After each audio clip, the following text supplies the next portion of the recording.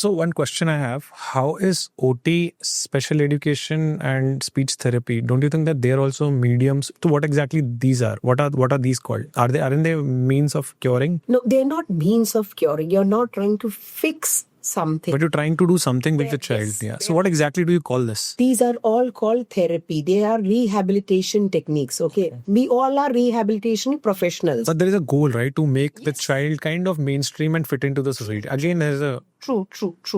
So the OT will see, they will do an evaluation. If each one of us have our evaluation manuals, which are standardized world over tests, and then we assess a child, and particularly the diagnosis. Okay, in fact, I think we should tell the steps also. The first thing is to get a diagnosis. And the diagnosis is done by a clinical psychologist or a developmental pediatrician.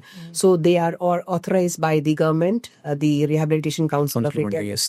They have a license to do that. Once we have the diagnosis, then comes the therapy according to the diagnosis. They will give recommendation also.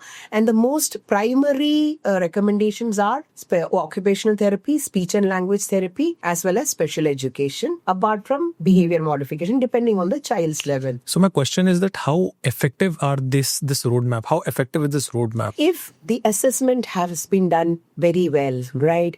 If each one of the professionals have narrowed down the goals and started administering, including the parent also. This is a multidisciplinary team. Good to know that there are some amazing children also. So you also were mentioning that there are verbal and non-verbal. What do you mean by that?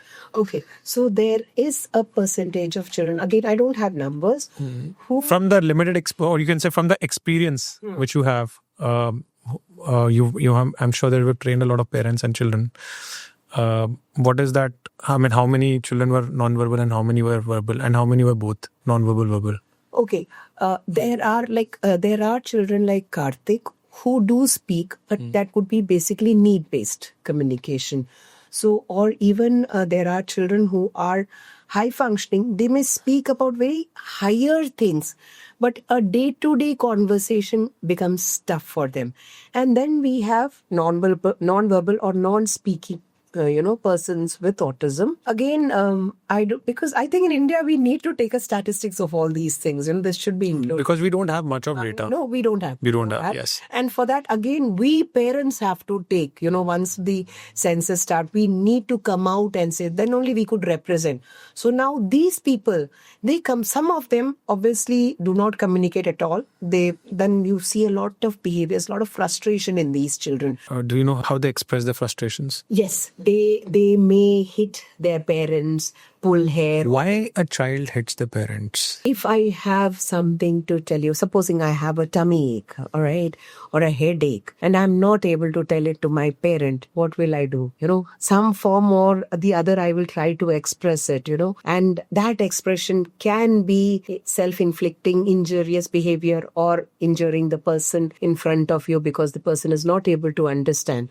So that is one reason. Recently, when I went to Vadodara for a parent workshop and teachers training program, one good thing I learned there was many parents were trying alternative and augmentative forms of communication, AACs. So they were using, apps like Avaz, or children were typing, and they were expressing themselves beautifully. And one example happened right in front of me. The child was very, very fidgety. He didn't want to sit for the assessment. So I asked the child, what do you want me to do? Tell me, write it down. I will do as you say. He just typed in my laptop, tired. So I understood that he was tired. He didn't want to get the assessment done. I said, you are free. Please go. So until the time he couldn't communicate that he was tired, he didn't write. He was so fidgety. He was making a lot of noises, and we couldn't understand why he was doing it. But then it suddenly clicked that this child types, So that is one good thing. अगर आपको ये clip अच्छी लगी और आपको और ऐसे clips देखने हैं, then do subscribe to the Solo Clips for more such clips.